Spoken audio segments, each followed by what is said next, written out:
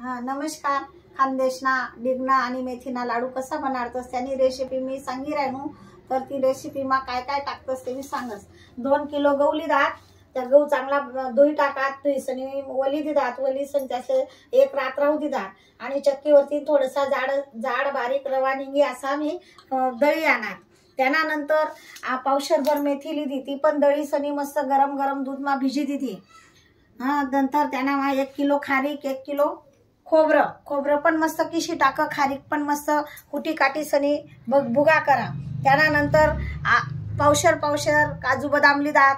त्यानंतर लगेच आई पीठ शे आई याना मा येलदोडा इलायची दळी आणि शिंगाडानं पीठ पण टाका. या शिंगाडाना पीठ पशीन कंबर वगैरे दुखत नाही त्यामुळे शिंगाडानं पीठ आहे. 2 किलो गुळ लेवाना आणि 2 किलो शेंगदाण्यानं तेल पण लेवाना आणि